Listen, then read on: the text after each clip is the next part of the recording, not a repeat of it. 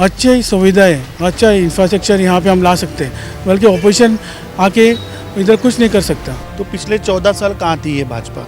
एक ही बात है लोगों के लिए, खुद के लिए वोट करो आज, खुद के बच्चों के लिए वोट करो आज। एम्बुलेंस को बिना फिटनेस और बिना इंश्योरेंस के ये पोंडा में चलाए और जो पेशेंट्स है पोंडा के उनके जान के साथ खिलवाड़ किया है। तो ये 9 तारीख का इलेक्शन है, अगर हम बोलने लगे तो खत्म ही नहीं होंगे, इतने मुद्दे हमारे पोंडा के हैं। रोड सेफ्टी और ट्रैफिक मैनेजमेंट फोंडा में पूरा मैस है। ये लास्ट 10-15 साल से वही मुद्दे लेके सरकार वही इलेक्शन में फेस कर रही है और उसका पूरा से सुझाव नहीं हो रहा है। देश में इस वक्त चुनावी माहौल गर्म है। 4 राज्यों और एक केंद्र शासित प्रदेश में चुनाव है और इस सब के बीच कई ऐसी विधानसभा सीटें हैं जहां पर उपचुनाव हो रहे हैं और उन्हीं में से एक महत्वपूर्ण सीट है गोवा की फोंडा।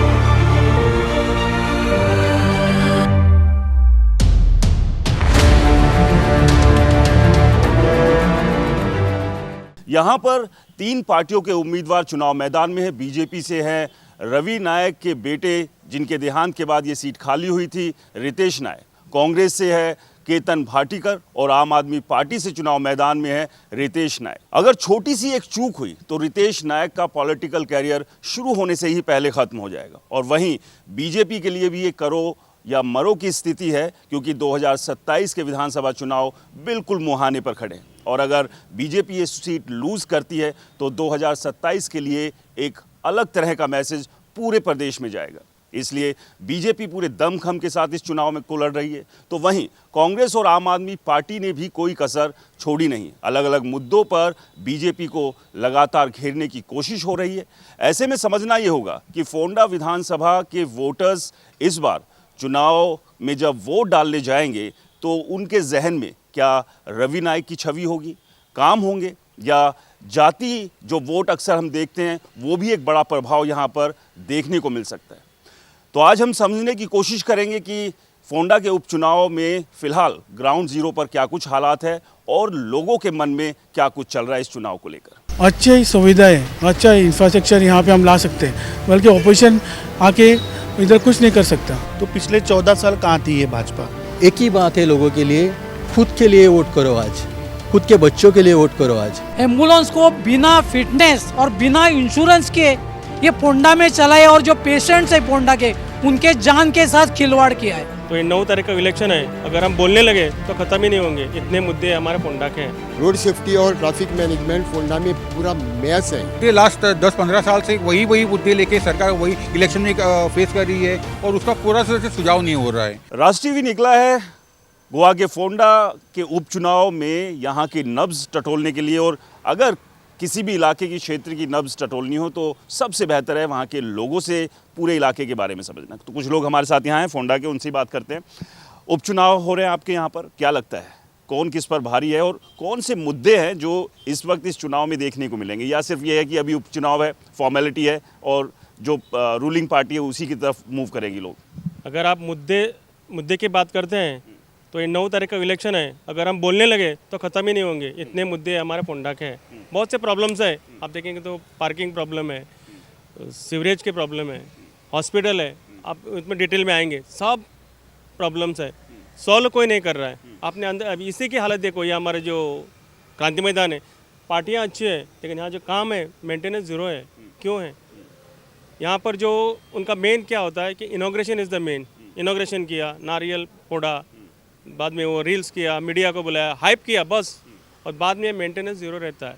इसलिए तो हमारे, आप जानते हैं फोंडा में 25 साल हो गया, डेवलपमेंट इज़ ज़ीरो। डेवलपमेंट है लेकिन क्या है, बड़े बड़े बिल्डिंगें हैं लेकिन उसमें वो सब खाली है। और क्या ऐसी प्रॉब्लम्स है जो देख रहे हैं आप फोंडा में है जिसका सोल्यूशन होना चाहिए था और अब तक हुआ नहीं है? बस सिर्फ पॉलिटिकल पार्टीज आती है, वोट मांगते हैं, जीतते हैं और उसके बाद शांत सन्नाटे में चले जाते हैं। मुझे एक चीज़ पता नहीं है, ये लोग इतना कंपटीशन करते हैं विधायक बनने के लिए, लेकिन जो मुद्दे हैं जैसे कि अपना विराज बाबू ने बोल दिया, ये ट्रैफिक का, रोड सेफ्टी और ट्रैफिक मैनेजमेंट फोंडा में पूरा मैस है। छोटी छोटी चीज़ें हैं जो एक अभी मुझे इधर आने में एक 10 मिनट लेट हुआ क्योंकि वो मैं उधर ट्रैफिक में फंस गया। एक खड़पाबान जंक्शन है, उधर अलमेदा स्कूल है, एक 10,000 खर्चा किया तो उधर का प्रॉब्लम सॉल्व होता है। ऐसा दूसरी जगह एक 10-15 हज़ार किया तो उधर का सॉल्व होता है, लेकिन इसके ऊपर किसका ध्यान नहीं है। अभी 1 साल हुआ इसका ये ट्रैफिक मैनेजमेंट का पार्किंग 2 व्हीलर 4 व्हीलर सेग्रीगेशन करने के लिए टेंडर निकाला था। 1 साल हुआ, टेंडर अवार्ड भी हुआ, लेकिन कोई फॉलोअप नहीं कर रहा है। ना बीजेपी वाले फॉलोअप कर रहे हैं, ना कांग्रेस वाले फॉलोअप कर रहे हैं, नहीं आप वाले, कोई फॉलोअप नहीं कर रहे। मैं परसों जाके चीफ ऑफिसर म्यूनसिपालिटी को पूछा उसके बारे में क्या है, और उसको मैं बोला एक कॉन्ट्रैक्टर ने ऑर्डर लिया है, काम नहीं कर रहा है, तो उसको शो कॉज नोटिस दो, कैंसिल करो और वापस टेंडर करो। ये वही बात हमारे रोड सेफ्टी और ट्रैफिक मैनेजमेंट की। ऐसे ही और मुद्दे हैं, जैसे कि हॉस्पिटल, आईडी हॉस्पिटल है यहाँ का, ये बड़ा बिल्डिंग, बड़ा इंफ्रास्ट्रक्चर बना के रखा है। बार बार अपना विराज सप्रे उसके ऊपर हाईलाइट कर रहा है, उधर ब्लड बैंक नहीं, उधर डॉक्टर्स नहीं, ये सब हाईलाइट कर रहा है। पिछले 4-5 साल वो हाईलाइट कर रहा है, लेकिन 5 साल अभी 4.5 साल ये नई गवर्नमेंट को हुई, लेकिन अब भी जाके स्वयं बोलता है उसका अपग्रेडेड अपना ये सब district hospital upgrade to district hospital करेगा, लेकिन ये नहीं कह रहा है कि डिस्ट्रिक्ट हॉस्पिटल होने के बाद वहाँ डॉक्टर होंगे, वहाँ फैसिलिटीज़ होंगे, वो नहीं बता रहा है। ऐसे बहुत मुद्दे हैं। ट्रैफिक मैनेजमेंट का बोल दिया मैंने, बाद में अपना इसका दूसरा मुद्दा जो है हॉस्पिटल का, और तीसरा मेन मुद्दा है जो मार्केट कॉम्प्लेक्स भी एक बड़ा सा मॉल खड़ा किया है और लोग उधर रास्ते पे बैठ रहे हैं, अपना पाथवे पे बैठ रहे हैं और मॉल पूरा खाली है। एक डिसीजन की ज़रूरत है। जो भी मिस्टेक होते हैं हुआ रहेगा मिस्टेक। अभी अब मेरे ख्याल से 5-7-8 साल हो गया वो बड़ा बिल्डिंग को, कोई तो उसका डिसीजन ले और उसको वो मार्केट के लायक यदि नहीं है तो कम से कम उधर गवर्नमेंट ऑफिस जो इधर उधर फैला है उधर जाके डाल दो और put it in use. Public का पैसा है, उसको यूज होने दो। ऐसा ये 3 मुद्दे मैं जो बोल दिया, इसके अलावा बहुत सारे हैं। एक खास व्यक्ति भी हमें यहाँ पर टकरा गए हैं। इनका नाम है प्रमोद सावंत। उनसे आपको मिलवाते हैं। बिल्कुल आप भी हैरान होंगे, क्योंकि हम भी हैरान हो गए थे, लेकिन ये गोवा के मुख्यमंत्री नहीं है, ये फोंडा के आम नागरिक है। हाँ, नाम इनका प्रमोद सावंत है। हाँ, मैं जी। प्रमोद सावंत हूँ, लेकिन I am in social work and business, और एज ए बिजनेसमैन और सोशल वर्कर होने के नाते मेरा सोशल इशू के ऊपर बहुत जान जाता है। और हम लोग जो पत्रकार जो निर्भीकता से जो लोगों की समस्या उठाते हैं उनको उनके साथ खड़ा होते हैं, ना कि कोई भी पॉलिटिकल पार्टी से, क्योंकि हमें तो कोई पॉलिटिकल पार्टी से लेना नहीं है। हम लोग बीच व्यापारी लोग हैं, हमको खुद का कमाना है, खुद का खाना है। लेकिन एक दुख एक इस बात का होता है कि जो मुद्दे लास्ट 10-15 साल से वही मुद्दे लेके सरकार वही इलेक्शन में फेस कर रही है और उसका पूरा से सुझाव नहीं हो रहा है। ये क्यों हो रहा है मालूम नहीं है, क्योंकि अभी देखा जाए तो पहले 2 साल 12 में जब बीजेपी आई थी तभी बोल सकते थे कि सेंटर में कांग्रेस है। अभी 14 से तो अभी को डबल इंजन सरकार है, उधर भी इधर भी है। तो ये सिचुएशन क्यों है अभी तक, ये कॉमन लोगों के दिमाग में है। जो भी बोलो वो इशूज पेंडिंग है, पिछले इलेक्शन के मुद्दे इस तरह वापस रिव्यू हो जाए। इस बार के उपचुनाव में ये जो मुद्दे हैं ये हावी रहने वाले हैं, या फिर मौका देगी जनता की, चलिए रवि नायक जो उनका देहांत हुआ था उसके बाद सीट खाली हुई तो उनके बेटे को एक मौका दे दिया जाए? सो सिंपैथी टू डू दिस, ये इतने रवि नायक जो इतने टॉल लीडर है, उनका टेन्योर ऑलमोस्ट 50 साल का है, उनका पर्सनल टच लोगों के पास है। और ये मेरे ख्याल से he has one in 3 different parties. उन्होंने अपनी राजनीति शुरू की थी एमजी पार्टी से, लोकल पार्टी से, वापस वो कांग्रेस में चले गए, वापस वहाँ पे उन्होंने अच्छी तरह से काफ़ी अच्छा लीडरशिप दिखाया था। और हाल ही में उन्होंने 4 साल पहले पिछला इलेक्शन में वो बीजेपी में आ गए थे। पिछले एक बार 1 साल के लिए बीजेपी में थे, उनको लगा कि बीजेपी में आके भी अपना किधर की कोई बीजेपी वाले 5 टांग खींचने वाली है, तो उन्होंने वापस कांग्रेस जाके अपना राजनीतिक करियर चालू किया था। लेकिन उनका जो करिश्मेटिक लीडरशिप है, मेरे ख्याल से उनको बाकी लोगों ने उतना हिसाब से उसको सपोर्ट नहीं किया रहेगा, या उनको भी कुछ मजबूरी रहेगी। लेकिन जो फोंडा में वोटर्स है वो आजकल not only Ponda, all over Goa, कि वो पर्सनल टच के ऊपर वोटिंग करते हैं। मेरे को ये नेता कितना काम करेगा, वो ये नहीं सोचते वोटिंग करते हुआ कि मेरे इलाके में इंफ्रास्ट्रक्चर का क्या हालत है, क्या इश्यूज है, उसके ऊपर मेरे ख्याल से बहुत कम हो जाता है वोटिंग करते वक्त। इसलिए यही मुद्दे वहाँ वापस बार बार रिपीट हो रही है।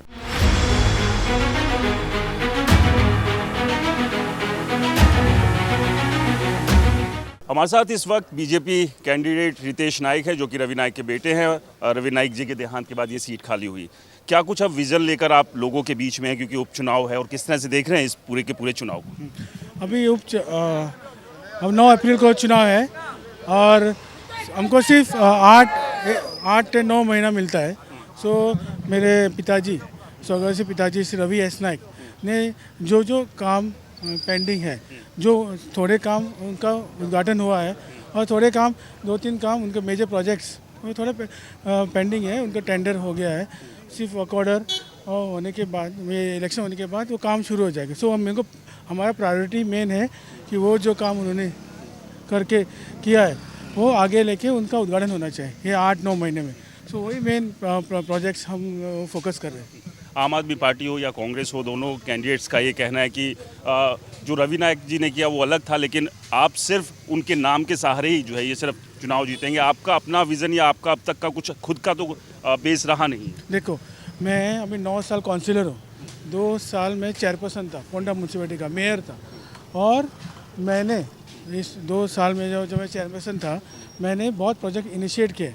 जैसे मैंने पोंडा के लिए मास्टर प्लान किया, हाँ, और दूसरा हमने एक अच्छा पार्क जो हमारे म्यूनसिपैलिटी है उसके आगे लेफ्ट में हमारा एक अच्छा बड़ा पार्क आ रहा है, उसमें वॉकिंग ट्रैक आ रहा है, उसमें फूड कोर्ट आ रहा है, उसमें वॉलीबॉल कोर्ट, बास्केटबॉल कोर्ट, बाद में उधर एम्पी थिएटर, सीनियर सिटीजन के लिए बैठने के लिए जगह है, बच्चों को खेलने के लिए जगह है।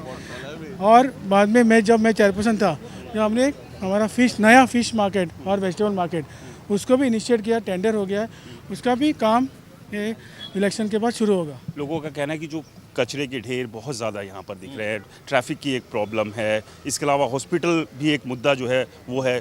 क्रांति मैदान की बात करें तो बिल्कुल उजड़ा हुआ है। देखिए, एक हॉस्पिटल, मैं अभी डॉक्टर प्रमोद सावंत जी का वो धन्यवाद पोंडा के ओर से, पोंडा वासियों की ओर से मैं डॉक्टर प्रमोद सावंत का आभार मानता हूँ और धन्यवाद करता हूँ कि उन्होंने जो हमारा सब डिस्ट्रिक्ट हॉस्पिटल है उसको अपग्रेड करके डिस्ट्रिक्ट हॉस्पिटल बनाया है। सो उसके लिए अभी उनका सभी इंफ्रास्ट्रक्चर बढ़ेगा, सभी सुविधा और बढ़ेगी। सो वो एक है। दूसरा जो पार्किंग की समस्या, वो भी हमने सभी रेजोल्यूशन होके सभी हमारा डिमार्केशन हो गया, नोटिफिकेशन आया है। सो पार्किंग की व्यवस्था भी सभी प्रॉपर हो जाएंगी। किसे आप अपने सामने मुकाबले में देख रहे हैं, आम आदमी पार्टी के गीतेश को या केतन को जो कि कांग्रेस से? देखो, मैं उस पर हमारा काम चालू है, हम सभी घर घर जा रहे हैं, हमको बहुत बड़ा प्रतिसाद मिल रहा है। हम जहाँ भी जाते हैं, एमजी भी हमारे साथ है, अनिल नायक जी है, हाँ, और राजू भी है, और अनिल कोडे जी भी है, सभी लोग हमारे साथ घूम रहे हैं और हमको बड़ा प्रतिसाद मिल रहा है। और हम लोग ये बीजेपी ये सीट बहुत मतों से जीतने वाले, इतना मैं कह सकता हूँ। सो मैं रिक्वेस्ट करता हूँ लोगों से कि हम लोग सरकार में मैं चुन के आऊँगा, उसमें कुछ ये नहीं है। और आने के बाद हम लोग यहाँ पे जो 8-9 महीना है उसमें अच्छी सुविधाएं, अच्छा इंफ्रास्ट्रक्चर यहाँ पे हम ला सकते हैं, बल्कि ऑपोजिशन आके इधर कुछ नहीं कर सकता। सो मैं ही कर सकता हूँ। हमारी पार्टी, हमारे सरकार, डॉक्टर प्रमोद सावंत जी जो हमारे मुख्यमंत्री, वो हमको यहाँ पे अच्छा हम लोग 9 महीने में और अच्छा काम कर सकते हैं पोंडा। लेकिन सबसे बड़ा चैलेंज ये है कि जो समय है वो नाम मात्र का ही बचा हुआ। म्यूनसिपालिटी इलेक्शन फिर अनाउंस हो जाएंगे, फिर उसके बाद 2027 के विधानसभा बिल्कुल मुहाने पे खड़े हुए, तो काम करने का तो समय मिलेगा ही नहीं। हमारे म्यूनसिपल इलेक्शन 2028 में, और हमारे जो प्रोजेक्ट्स हैं वो सभी टेंडर होके वर्क ऑर्डर भी थोड़ा का हो गया है। सो काम शुरू हो जाएगा। अभी देखो, पार्क का काम शुरू हो गया। सो मैंने जो अभी बोला आपको, फिश मार्केट, वेजिटेबल मार्केट, जो बाकी सभी काम जो सभी फाइनल स्टेज पे अभी वो वर्क ऑर्डर होके काम शुरू हो जाएगा। ओके, नया हम लोग एस्टिमेट सभी टेंडर वो प्रोसेस नहीं है, हमारा सभी हो गया है। सर रवि नायक सर जी ने सभी करके रेडी रखा है। और जैसे डॉक्टर प्रमोद सावंत जी ने बोला है कि रवि नायक सर ने पूरा पोंडा के लिए नई पाइपलाइन भी पानी का वो भी इसमें है पाइपलाइन में। तो सभी काम इमीडिएटली शुरू हो जाएगा। तो उसमें कुछ ये नहीं है, हमने सभी काम सभी फाइनल स्टेजेस पे। और हमारा लाइब्रेरी भी प्रोजेक्ट आ रहा है, वो भी हमारा ड्राइंग है, स्टेज पे है, अभी एस्टिमेट भी हो जाएगा। तो अच्छे लाइब्रेरी पोंडा में, जो पणजी में कैसे लाइब्रेरी सेंटर, वैसे रवि नायक सर जी ने तभी किया था और आज डॉक्टर प्रमोद सावंत जी वो आगे लेके जा रहे हैं। सो उसका भी काम शुरू हो जाएगा 2-3 महीने में। सो सभी प्रोजेक्ट्स टाइम पे सभी हो जाएंगे। 8 महीना है, लेकिन हमने सभी काम प्रोसेस सभी करके फाइनल स्टेजेस पे है सभी। चलिए बहुत बहुत शुक्रिया रितेश। तो ये हमारे साथ थे बीजेपी के उम्मीदवार रितेश नाइक। जाहिर सी बात है, चुनाव है, तमाम कैंडिडेट्स यही दावा है कि जीत उन्हीं के हिस्से आएगी, लेकिन फोंडा की जनता किसे चुनती है ये खैर आने वाला समय तय करेगा। अब देखना ये होगा कि रितेश को ये जीत उनके पिता की जो लेगेसी, उनके काम है, उसके भरोसे मिलती है, या फिर जिस विज़न की बात कर रहे हैं वो विज़न भी लोगों को समझाने में वो कितना कामयाब होते हैं। हमारे साथ आम आदमी पार्टी के फोंडा से उम्मीदवार गितेश नाइक हैं, उनसे बात करते हैं। गितेश, कैसी चल रही है कैंपेन? एकदम बढ़िया चल रही है, एकदम लोगों को अच्छा प्रतिसाद मिल रहा है, डे बाय डे बढ़ते जा रहा है और ऐसा लग रहा है कि इस बार हम ही जीतेंगे, आम आदमी ही जीतेगा। किन मुद्दों को लेकर लोगों के बीच जा रहे हैं? सबसे इम्पोर्टेंट प्रायोरिटी पे हमने रखा है कि वहाँ आईडी हॉस्पिटल हमारा जो इतने सालों से कुछ निगलेक्ट हुआ था, यहाँ के आमदार भी थे, यहाँ के मिनिस्टर भी थे, कुछ भी नहीं किया उसके बारे में, कुछ भी सोचा भी नहीं कभी। आम आदमी के लिए सबसे बड़ी ज़रूरत है आज के टाइम में आईडी हॉस्पिटल। अच्छा लगा कि हमने ये इशू पब्लिक में लिया और हमारे सीएम ने कल अनाउंस भी किया उसके ऊपर कि वो सब डिस्ट्रिक्ट हॉस्पिटल बनाएंगे करके इसको।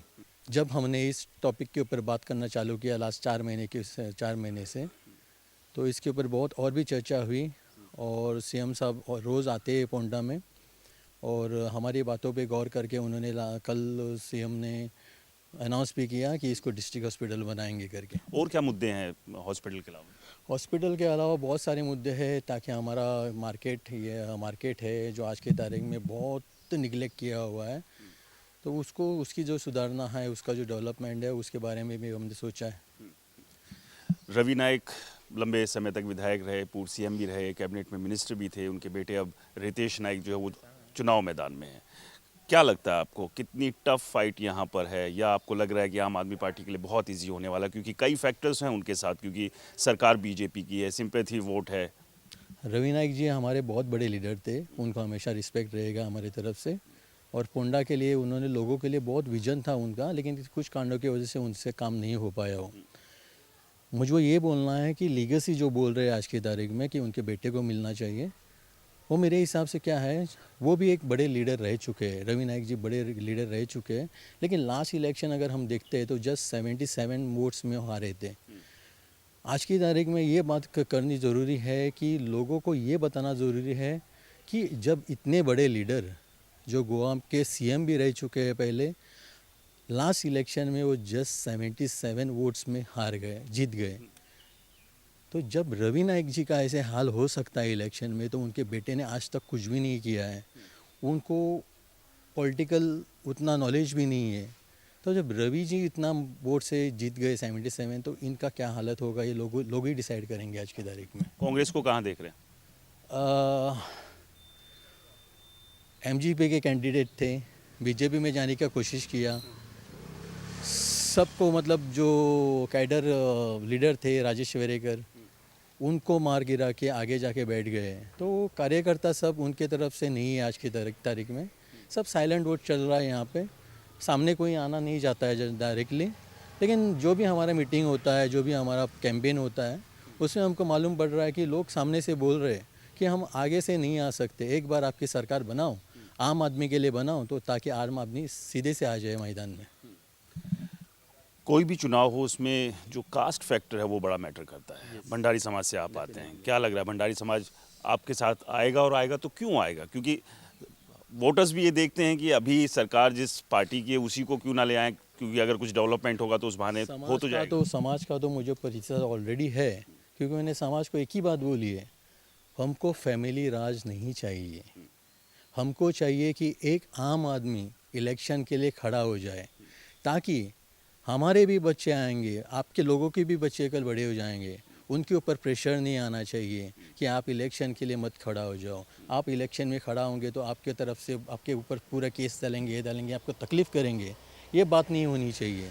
मेरा एक ही बात है लोगों के लिए, खुद के लिए वोट करो आज, खुद के बच्चों के लिए वोट करो आज, ताकि कल आपके बच्चे आराम से बिना कुछ डरे हुए इलेक्शन के लिए सामने सीधे से आए। एकजुटता की बात होती है कि विपक्ष को एक साथ आना चाहिए। कांग्रेस को बात करें तो दूसरी जो पार्टी है आरजी की बात करें वो सपोर्ट कर रही है। आम आदमी पार्टी खुद से मैदान में। तो क्या ये सोच के साथ है कि 2027 को देख रहे हैं, क्योंकि बहुत ज़्यादा कुछ काम करने को तो मिलेगा नहीं है जो भी विधायक बने। एक्चुअली कैसा है, हमने लोगों से एक वादा किया है, सब लोगों से वादा किया है कि ये 6 महीने के अंदर जो आईडी हॉस्पिटल आज की तारीख में इनकेपेबल है जो ट्रीटमेंट दे पाए लोगों को, और वो जो भी अगर पेशेंट आता है वहाँ पे तो उसको डाइवर्ट किया जाता है जीएमसी में। तो हमने ये बात को लेके फोकस किया है कि ये 6 महीने के अंदर अगर हमको सरकार साथ देती है तो बहुत बड़ी बात है, नहीं तो हम अपने लेवल पे, अपने पार्टी लेवल पे इस हॉस्पिटल को चैनलाइज करेंगे। चलिए, एक बहुत बड़ा वादा आप यहाँ पर कर रहे हैं। गीतेश नाइक हमारे साथ हैं, आम आदमी पार्टी के उम्मीदवार हैं। दावा है कि इस बार आम आदमी पार्टी इस उपचुनाव में ये सीट निकालेगी। वो तो खैर वक्त तय करेगा क्या रहने वाला है। मुद्दों को लेकर लोगों के बीच है, जो माना जा रहा है कि इतना आसान नहीं होगा ये चुनाव किसी के लिए भी। फाइट काफ़ी टफ नज़र आ रही है यहाँ। तो हमारे साथ है फोंडा से कांग्रेस पार्टी के उम्मीदवार केतन भाटीकर। केतन, क्यों फोंडा की जनता आपको चुनेगी? फोंडा की जनता जानती है कि हमने क्या काम किया है और कांग्रेस पार्टी क्या काम कर रही है, और जो कुछ प्रोग्रेस हुआ है कांग्रेस पार्टी की तरफ से हुआ है, तो इसके वजह से 14 साल से जो बीजेपी गवर्नमेंट फोंडा में ना डेवलपमेंट कुछ कर पाई है और ना मुझे लग रहा है कर पाएगी। जो एक ठीक से पीने का पानी नहीं दे पा रहे, और ना लाइट ठीक से हो पा रहा है, ना रास्ते ठीक से हो पा रहे, ऐसे कई चीज़ें हैं जिसकी वजह से हमें 100% चांस मिलेगा। मुद्दे क्या है जिनको लेकर आप लोगों के बीच में जा रहे हैं? मुद्दे ये है कि बच्चों को खेलने के लिए ना ग्राउंड है, ना पीने के लिए सेफ वाटर है, ना ठीक से सीवरेज अभी तक हुआ है। 10-12 साल के पहले सीवरेज का काम चालू किया था, अभी तक सीवरेज नहीं है। सो ऐसे बहुत चीज़ें हैं जो अभी तक हुई नहीं है और होना चांसेस बहुत कम है। हॉस्पिटल का मुद्दा, कचरा, गंदगी, ये सब भी इशू है। ये जो गवर्नमेंट है जो इमरजेंसी में खून नहीं दे पा रहा है, सर्जरी के लिए सर्जन्स नहीं दे पा रहे, जो ना सीवरेज कर पा रहे हैं, ना ड्रेनेज सिस्टम प्रॉपर है, पीने का पानी में भी कीड़े मिल रहे हैं। तो ऐसे सभी चीज़ें हैं। तो ऐसे लोग भी बहुत जानते हैं कि, और आज ऐसे है कि जो कोई हमारे साथ घूम रहा है, फिर रहा है, उनको भी ज़ोर ज़बरदस्ती धमकियाँ आ रही है। डेमोलिशन की धमकियाँ आ रही है, नोटिस भेजे जा रहे हैं, ट्रांसफ़र की धमकियाँ आ रही है, बोल रही है तुम्हारी वो वाइफ गवर्नमेंट सर्वेंट है, आप नहीं घूम सकते, नहीं तो आपको ट्रांसफ़र किया जाएगा। ऐसे विविध चीज़ें हो रही है जो कभी पहले नहीं होती थी। आपके विरोधी जो उम्मीदवार हैं, बीजेपी से हों फिर आम आदमी पार्टी से, उनका कहना है कि इससे पहले तो अलायंस में ही थे आप, तब क्यों नहीं ये तमाम तरह के मुद्दे उठाए? नहीं, तो मुझे लगता है मेरे जो कैंडिडेट है उन्होंने, मुझे लगता है उनको आदत ज़्यादा टाइम सोने की थी, तो मैं उनके लिए ज़्यादा कुछ बात नहीं करूँगा। आप अगर जाके देखो तो 4.5 साल अलायंस में रहने के बाद भी सबसे ज़्यादा आवाज़ केतन भाटीकर ने किया है। You can check every record from 2022 March 10th, the day I lost, from 11th March I am fighting the same issue. अभी अलायंस में होने के बाद भी सीएम जब हर घर अपने आए थे कला मंदिर में, तभी भी हमने सभी इशू निकाले। चाहे वो सैंड माफिया हो, we are fought with it, चाहे वो लिकर माफिया हो, we are fought with it, चाहे वो इलेक्ट्रिसिटी हो, we are fought with it, चाहे वो वाटर हो, we are fought with it, चाहे वो government health hospital, we are fought with it. So I think you have to see that every single thing we have been fighting vocally, even when I was a part of the alliance. We have never sat down or slept down on it, and we have removed every single issue. You can check everything from 2022 March 10th when the result was declared by 12 o'clock and we were defeated. From that time also we have started the work. Alliance में रहने के बाद हम किसी के puppet नहीं बने और ना बनेंगे, हमारा काम चालू था। 39A को लेकर क्या स्टैंड है? 39A, I think the Congress party stand and my stand is very clear. Let us stop the convergence. Let us see, 39A clearly starts and ends at one thing. Chief Minister is saying बाकी 39 constituencies को आप convert करो, खुद की constituency को बचाओ। इसका मतलब समझ में आ रहा है, खुद के वोटर को बचाओ, बाकी 39 कॉन्स्टिट्यूंसीज खत्म करो। इसमें और स्टैंड नहीं है, it should be scrap totally. Goa Congress के प्रदेश अध्यक्ष भी है अमित, किस तरह से देख रहे हैं अभी इस उपचुनाव को? कांग्रेस पार्टी ये चुनाव जीत रही है और बीजेपी डे 1 से बैकफुट पे है। अगर आप देखोगे तो मुख्यमंत्री ने हेडलाइंस के लिए सिर्फ पोंडा में आके इलेक्शन टाइम पे इलेक्शन स्टंट कर रहे हैं। कल मैंने उनकी घोषणा सुनी जहाँ पे वो बोल रहे हैं कि हम आईडी हॉस्पिटल को डिस्ट्रिक्ट हॉस्पिटल बनाएंगे। फिर उन्होंने स्मार्ट सिटी का कुछ तो नया टॉपिक निकाला। तो पिछले 14 साल कहाँ थी ये भाजपा? पिछले 14 साल में जैसे हमारे कैंडिडेट ने बोला कि आज लोगों को बेसिक फैसिलिटी नहीं है। पूरे पोंडा में जब हम घूम रहे हैं तो सबसे मेजर इशू है गार्बेज कलेक्शन। सीवरेज लाइन जो हर रोड पे डाली है उसको आज तक कनेक्शन नहीं कर पा रहे हैं, क्योंकि इनकी कोई प्लानिंग ही नहीं थी। इन्होंने एसटीपी प्लांट ही नहीं डाला, तो जब प्लांट ही नहीं है तो आप कनेक्ट क्या करोगे? सो मुझे लगता है कि इलेक्शन टाइम पे doctor Pramod Sawant is known for doing election gimmick. Last time उन्होंने लोगों को बोला था कि हम 3 सिलेंडर देंगे, इस बार भी वो यहाँ पे आके और एक जुमला करने की कोशिश कर रहे हैं। जो पोंडा की जनता होशियार है और मुझे पूरा यकीन है कि इस बार this is a bipolar fight और ये सीधा कांग्रेस वर्सेस बीजेपी है जिसमें कांग्रेस पार्टी जीतेगी। 2027 के लिहाज से इस चुनाव को कैसे देखते हैं, क्योंकि एक तरह का सेमीफाइनल मानिए कि यहाँ से जो जीतेगा ना केवल फोंडा बल्कि पूरे स्टेट में एक मैसेज यहाँ से वो जाएगा। आज पूरे गोवा में अगर आप देखोगे तो अनरेस्ट है। हर नाके पे, हर चौराहे पे आज लोग प्रोटेस्ट कर रहे हैं अपने हक के लिए। तो मुझे लगता है पोंडा की जनता को पूरी गोवा की जनता बारीकी से देख रही है और पूरे गोवा के जो लोगों का जो विश्वास है वो मुझे लगता है पोंडा की जनता पे है, क्योंकि पोंडा बाई इलेक्शन का रिजल्ट एक नैरेटिव सेट करेगा 2027 का। और मुझे यकीन है कि इस बार हम लोग बहुमत से, हमारे कैंडिडेट डॉक्टर केतन भाटीकर ये बहुमत से जीतेंगे, क्योंकि ये एक ऐसे व्यक्ति हैं, अभी उन्होंने कहा कि वो हमेशा ग्राउंडेड है, लोगों के साथ कनेक्टेड है। और आज पूरा परिवार, आज हमारे मेंबर ऑफ पार्लियामेंट छोड़ के आज वो यहाँ पे कैंपेनिंग के लिए हमारे साथ हैं। हमारे यहाँ के पूर्व कैंडिडेट राजेश वेरेकर जी जो कल ही कुशावती डिस्ट्रिक्ट के डिस्ट्रिक्ट प्रेसिडेंट बने, तो यहाँ पे पूरा परिवार, आज हमारे एमएलएस दूसरी जगह पे कैंपेनिंग कर रहे हैं। आज हमने पूरे 45 बूथ पे पूरा पार्टी का संगठन हमने आज मैदान में उतारा है। तो ये इलेक्शन गोवा के पर्सपेक्टिव से बहुत ज़रूरी है कांग्रेस पार्टी के लिए, क्योंकि आज गोवा की जनता कांग्रेस पार्टी को अल्टरनेटिव की तरफ से देख रही है 27 में। अभी जो बाकी जो दल है, आम आदमी पार्टी को छोड़ दे तमाम जो पॉलिटिकल पार्टीज़ हैं, उन्होंने समर्थन दिया कांग्रेस को। कौन कौन सी पॉलिटिकल पार्टी, और क्या लग रहा है कि आने वाला अब ये जो चुनाव जिस तरह से आगे बढ़ रहा है कांग्रेस के लिहाज से कितना इंपॉर्टेंट है, जो बात अमित भी कहे। उसके पहले मैं जो आपने 39A के पूछा, 2 दिन पहले मैंने सांसद में ये 39A का इशू रेज किया था। पूरे इंडिया को अभी पता चला है कि ऐसा एक कायदा निकाला है पूरा हमारी ज़मीन बेचने के लिए। जैसा डॉक्टर साहब ने बोला है कि प्रमोद सावंत जी सिर्फ अपने कॉन्स्टिट्यूंसी को बोलो उसमें कन्वर्ट मत करो, बाकी सब बेच दो। ओके, अभी जो दूसरा आपने बोला है, पूरे इंडिया में अभी रीअलाइनमेंट हो रहा है। सबको पता है कि जो धमकी से आज जो उनके पास अलाइज है वो धमकी से उनको लाते हैं। बिहार में क्या हुआ, JDU Nitish Kumar ji chief minister था, उसको किसने हटाया? वो तो सरकार अभी बनाया था उसने, उसके नाम पे वो लोग आगे बढ़े थे। उसको धमकी देके कुछ ब्लैकमेल करके उसको अभी वहाँ से रेजिग्नेशन दिया। उनके पास चीफ मिनिस्टर नहीं है, वो बोलते हैं अपने बेटे को बनाओ, बीजेपी रेडी नहीं है। तो उनके पास जो एलाइज थे वो मतलब धमकी से उनके पास थे। आज एलाइज को पूरा पता चला है अगर देश को बचाना है तो कांग्रेस के आइडियोलॉजी, कांग्रेस के पॉलिसी के साथ ही आगे जाना है। 2027 में भी ये अलायंस दिखेगा, विपक्ष की एकता की जो बात होती है। बात बता सकता हूँ कि 2027 में कांग्रेस का सरकार गोवा में आएगा, ये तो स्पष्ट है, 100% गारंटी। मैं अभी बताता हूँ, आज 31 तारीख मार्च है 2026 और मुझे लगता है इलेक्शन 2026 में ही होगा, नवंबर दिसंबर तक।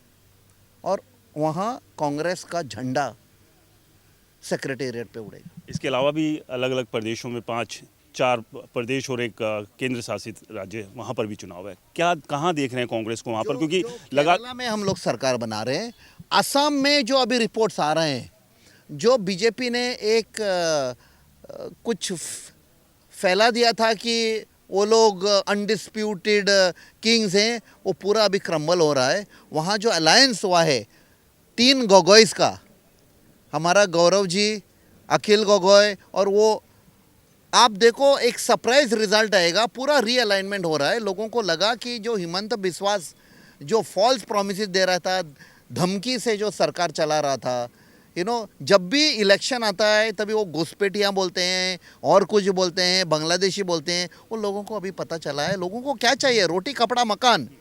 आज वो रिलीजन के नाम पे क्यों करते हैं? क्योंकि जो अभी जो लड़ाई हो रही है ईरान और इजराइल अमेरिका के, आज हमको ये प्रॉब्लम गैस का क्यों हुआ है? आप अभी होटल में जाएंगे खाना खाने के लिए तो होटल वाला बोलेगा जल्दी ये ऑर्डर नहीं मिल रहा है क्योंकि हमारे पास गैस लिमिटेड है। ये किसने किया है? ये मोदी जी ने किया है। किसने बोला था इसको इजराइल में जाने के लिए? लड़ाई स्टार्ट होने वाली है, 48 आवर्स पहले ये उधर जाता है ही करके अपना स्टैंडर्ड वो यूएसपी दिखाता है क्या किया? पूरा वो हमारे ऊपर ले लिया। वो बोल रहा था 70 साल में कांग्रेस ने क्या किया, उसको अभी भी दो बेटर लेट देन नेवर हम लोग मोदी जी को बोल रहे हैं। पन्ना, इतिहास का पन्ना देखो और सीखो। नेहरू जी से, इंदिरा गांधी से, राजीव गांधी से, डॉक्टर मनमोहन सिंह से। ये लोग जब बाहर जाते थे तो उधर के प्रेसिडेंट, प्राइम मिनिस्टर रिसीव करने आते थे, इतना रिस्पेक्ट देते थे। और ये सिर्फ गला लगाता है और ये पूरा हमारे ऊपर ले लिया। हम जो आराम से बैठे थे इंडिया में, और हमारे नागरिक जो गल्फ में है लाखों, उनका भी लाइफ डेंजर में डाल दिया। तो लोगों को अभी पता चला है जितना बीजेपी कंटिन्यू करेगा उतने हमारी बर्बादी हो जाएगी। आखिरी सवाल, वेस्ट बंगाल को लेकर क्या है कांग्रेस, क्योंकि बहुत लंबा समय हो गया कांग्रेस बाहर है वहाँ से, और अभी भी जिस तरह से देखने को मिल रहा है कि कांग्रेस के बड़े बड़े नेता ममता बनर्जी या टीएमसी को निशाने पर नहीं ले रहे हैं, बीजेपी को। तो क्या लग रहा है कि यहाँ जीतने के लिए नहीं, सिर्फ अपनी ज़मीन वापस पाने की एक लड़ाई जद्दोजहद कर रही है पश्चिम बंगाल? नहीं, ऐसा नहीं। देखो, टीएमसी कहाँ से बनी? वो तो सब कांग्रेसी ही लोग हैं। आपने अगर देखा, अभी एक बड़ी लीडर टीएमसी की परसों कांग्रेस में आ गई, जो घनी खान चौधरी के फैमिली की थी, वो उसने वापस किया और वापसी की। तो ऐसे काफ़ी लोग वापस आ रहे हैं और कहीं ना कहीं लोगों को लग रहा है कि कांग्रेस को भी वहाँ जो उनका बेस था वो रिटर्न करना चाहिए। चलिए, बहुत बहुत शुक्रिया। तो फोंडा के उपचुनाव को लेकर तमाम पॉलिटिकल पार्टी अपना दमखम दिखा रही है, लगातार कैंपेनिंग चल रही है। सभी के अपने अपने दावे हैं कि जीत उन्हीं की झोली में होगी, लेकिन ये खैर फोंडा की जनता तय करेगी। और कांग्रेस की बात करें तो कांग्रेस भी जानती है कि उनके लिए चुनाव कितना महत्वपूर्ण है। जिस तरह से बीजेपी के लिए भी करो या मरो की स्थिति इस चुनाव में, वैसे ही कांग्रेस को भी यहाँ पर इस चुनाव को जीतने के लिए हर कोशिश करनी होगी, जो कि वो लगातार ग्राउंड पर करते हुए दिखाई दे रहे हैं, जो दावे कांग्रेस की तरफ से। खैर, अभी चुनाव आगे बढ़ रहा है, लोगों के बीच मुद्दे लेकर पहुंच रहे हैं तमाम कैंडिडेट्स। कितना लोगों के दिल तक उतर पाएंगे, ये तो जब नतीजे सामने होंगे तब तस्वीर साफ हो जाएगी। चलिए, लोगों से लगातार हम फोंडा में जानने की कोशिश कर रहे हैं क्या मुद्दे हैं, क्या समस्याएं हैं, क्या दिक्कत है। बाजार मोड़ फोंडा है, ये जो है इधर गटर लाइन का पूरा बंद पड़ा है। सिम्बर बनाने वाले थे, एक्शन लेके जाते हैं, लेकिन कोई सुनवाई नहीं कर रहा है। तो इसका वजह क्या है, वो तो पूरा करना चाहिए ना। देख के जा रहा है, खाली बता नहीं।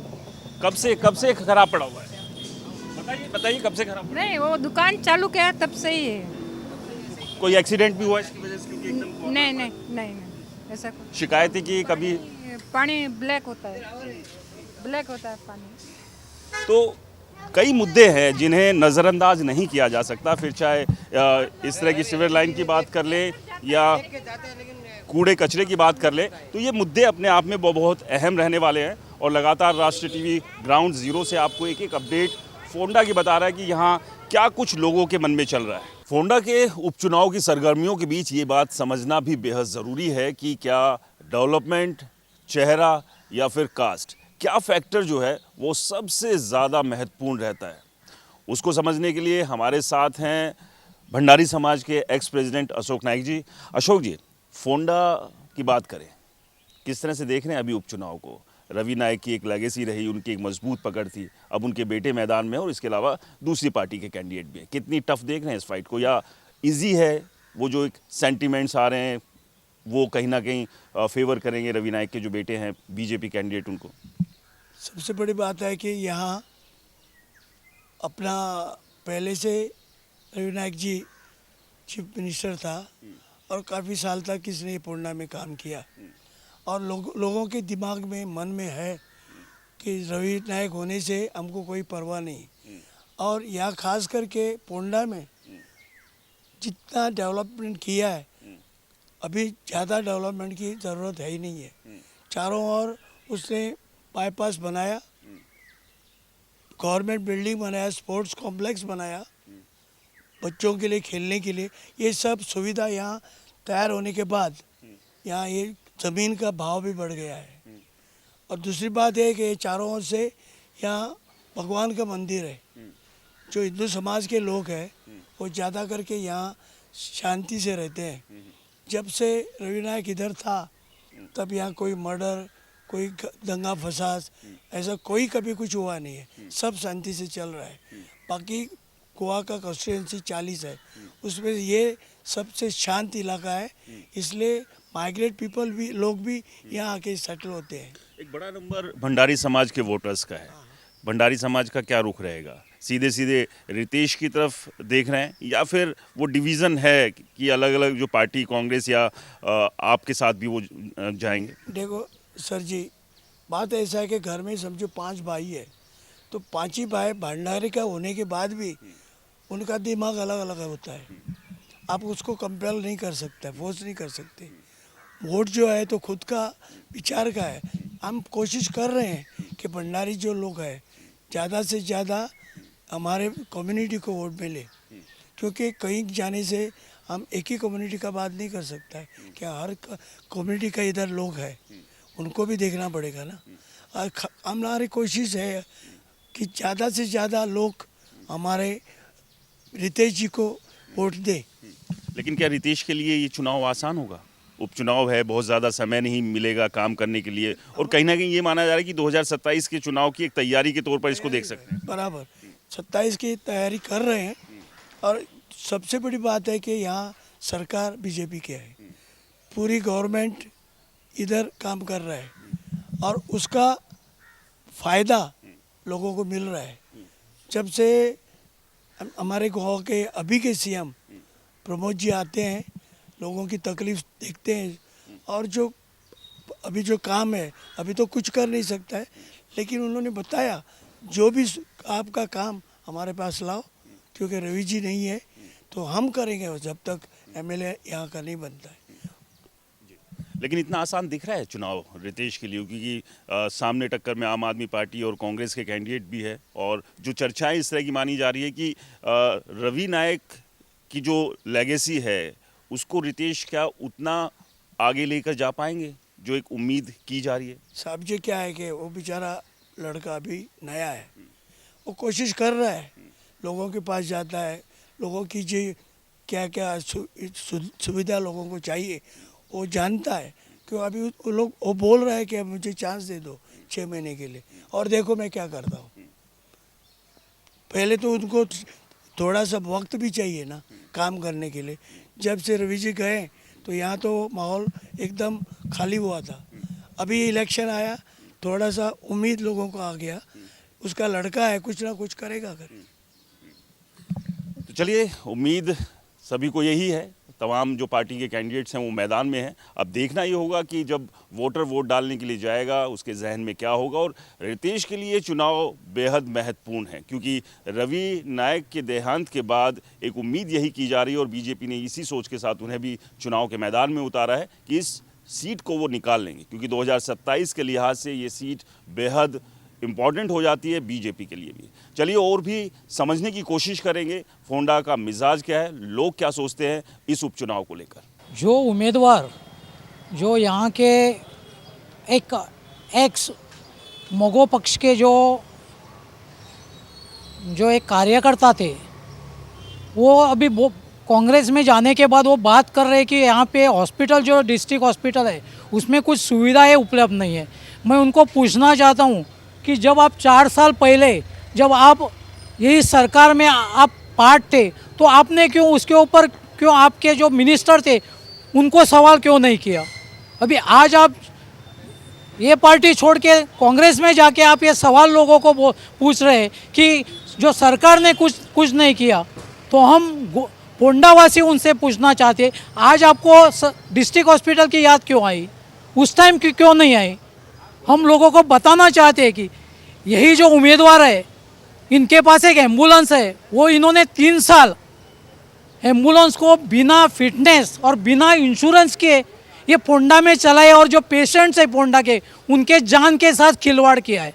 ये सब लोगों को पोंडा लोगों को जानना चाहिए। तो ये थी हमारी फोंडा के उपचुनाव पर ग्राउंड जीरो से खास पेशकश।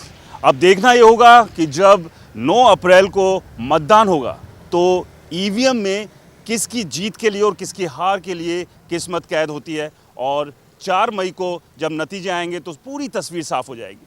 लेकिन मुद्दे बहुत हैं, नाम भी है और पहचान भी है, और इस सब के साथ साख की लड़ाई भी यहाँ पर नज़र आ रही है। साथ ही साथ कांग्रेस हो, बीजेपी हो या आम आदमी पार्टी, सभी को ये पता है कि इस चुनाव में अगर वो जीत हासिल करते हैं तो 2027 के लिए एक बेहतर मैसेज पूरे गोवा राज्य में दे पाएंगे। फिलहाल इस पेशकश में इतना ही। मेरे साथ संजय नाइक और बलदेव सिंह के साथ मैं राज के वर्मा, राज टीवी के लिए नमस्कार।